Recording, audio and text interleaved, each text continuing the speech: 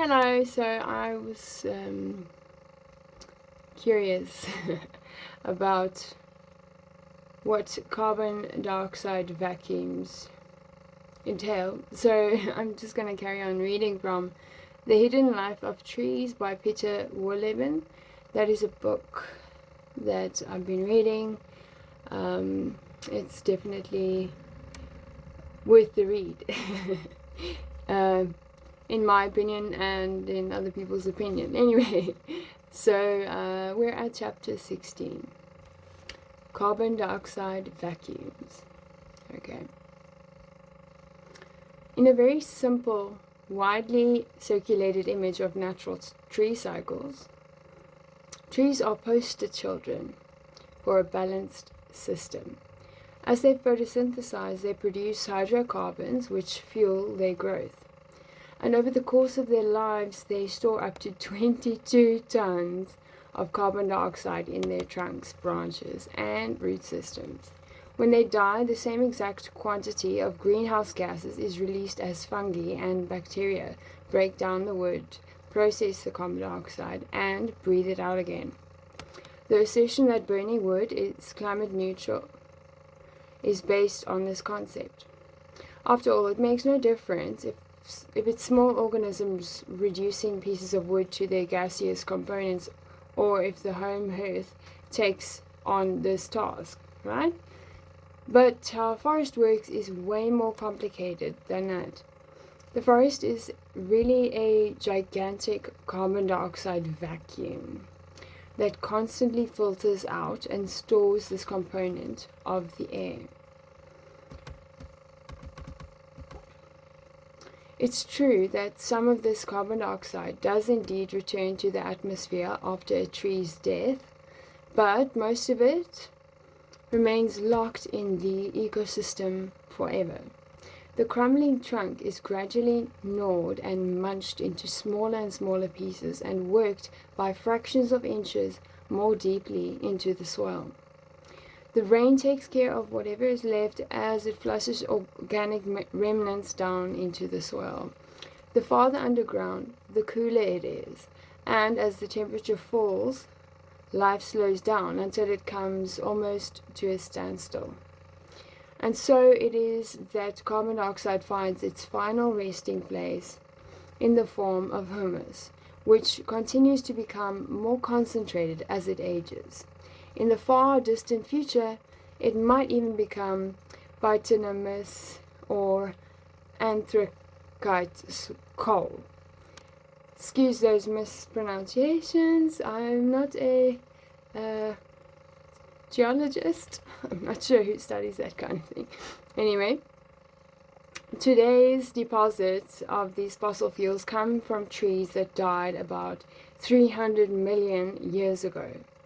They looked a bit different, more like 100-foot tall ferns or horsetail, but with trunk diameters of about 6 feet.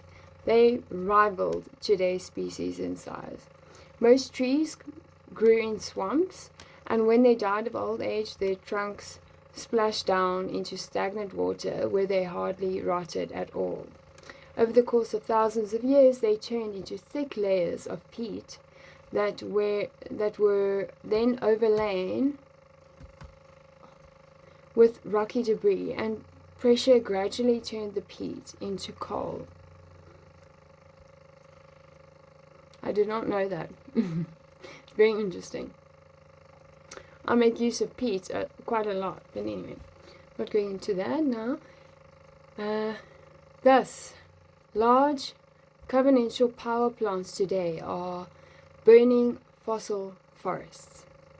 Wouldn't it be beautiful and meaningful if we allowed our trees to follow in the footsteps of their ancestors by giving them the opportunity to recapture at least some of the carbon dioxide released by power plants and store it in the ground once again?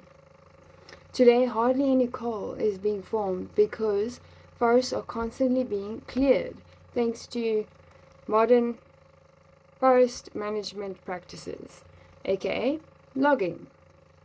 As a result, Warming rays of sunlight reach the ground and help the species living there kick into high gear. This means they consume humus layers even deep down into the soil, releasing the carbon they contain into the atmosphere as gas.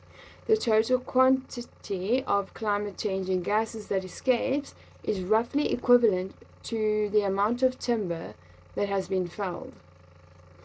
For every log you burn in your fire at home, a similar amount of carbon dioxide is being released from the forest floor outside. And so carbon stores in the ground below trees in our latitudes are being depleted as fast as they're being formed. Wow. Sure. Despite this, you can observe at least the initial stages of coal formation every time you walk in the forest. Dig down into the soil a little until you come across a lighter layer. Up to this point, the upper, darker soil is highly enriched with carbon. If the forest were left in peace, from now on, this layer would be the precursor of coal, gas, or oil, at least in larger protected areas such as the hearts of national parks. These processes continue today uninterrupted. And I'd just like to add that the meager layers of humus are not the result of only modern forestry practices. Way back when in Europe, Romans and Celts were also industriously cutting back forests and disrupting natural processes. What sense does it make for trees to constantly remove their favorite food from the system? And all plants do this, not just trees. Even algae out in the oceans extract carbon dioxide from the atmosphere. The carbon dioxide sinks into the muck when plants die, where it is stored in the form of carbon compounds. Thanks to these remains and the remains of animals, such as the calcium carbonate excreted by coral, which is one of the largest repositories of carbon dioxide on Earth, after hundreds of millions of years, an enormously large amount of carbon has been removed from the atmosphere. When the largest coal deposits were formed in the I can't believe this is a word, really? In the Carboniferous period, carbon dioxide concentrations were much higher, 9 times today's levels. Before prehistoric forests, among their other factors, reduced carbon dioxide to a level that was still triple the concentration we have today. Where is the end of the road for our forests? Will they go on storing carbon until someday there isn't any left in the air? This, by the way, is no longer a question in search of an answer, thanks to our consumer society, for we have already reversed the trend as we happily empty out the Earth's carbon reservoirs. We are burning oil, gas, and coal as heating materials and fuel, and spewing their carbon reserves out into the air. In terms of climate change, could it perhaps be a blessing that we are liberating greenhouse gases from their underground prisons and setting them free once again? Not so fast. True, there has been a measurable fertilizing effect as the levels of carbon dioxide in the atmosphere have risen. The latest forest inventories document that trees are growing more quickly than they used to. The spreadsheets that estimate lumber production need to be adjusted now that 1/3 more biomass is accruing than a few decades ago. But what was that again? If you are a tree, slow growth is the key to growing old. Growth fueled by hefty additions of excess nitrogen from agricultural operations is unhealthy.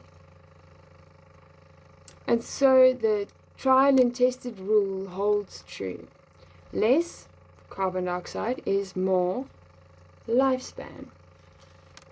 When I was a student of forestry, I learned that young trees are more vigorous and grow more quickly than old ones. The doctrine holds to this day, with the result that forests are constantly being rejuvenated. I want that too, rejuvenation, yes, please. Rejuvenated, that simply means that all the old trees are felled and replaced with newly planted little trees. Only then, according to the current pronouncements of associations of forest owners and representatives of commercial forestry, are forests stable enough to produce adequate amounts of timber to capture carbon dioxide out of the atmosphere and store it. Depending on what tree you're talking about, energy for growth begins to wane from 60 to 120 years of age, and that means it is time to roll out with the harvesting machines. Has the ideal of eternal youth, which leads to heated discussions in human society, simply been transferred to the forest? A bag of blue there. It certainly looks that way. For at 120 years of age, a tree considered from a human perspective has barely outgrown its school days. Oh, ouch. In fact, past scientific assumptions in this area appear to have gotten a hold of the completely wrong end of the stick. As suggested by a study undertaken by an international team of scientists, the researchers looked at about 700,000 trees on every continent around the world. I hope they included Africa. Okay. The surprising result: the older the tree, the more quickly it grows. Trees with trunks 3 feet in diameter generated 3 times as much biomass as trees that were only half as wide. So in the case of trees, being old doesn't mean being weak, bowed and fragile. Quite the opposite. It means being full of energy and highly productive. This means elders are markedly more productive than young whippersnappers. And when it comes to climate change, they are important allies for human beings. Since the publication of this study, the exhortation to rejuvenate forests, to revitalize them, should at the very least be flagged as misleading. The most that can be said is that as far as marketable lumber is concerned, trees become less valuable after a certain age. In older trees, fungi can lead to rot inside the trunk, but this doesn't slow future growth one little bit. If we want to use forests as a weapon in the fight against climate change, then we must allow them to grow old, which is exactly what large conservation groups are asking us to do.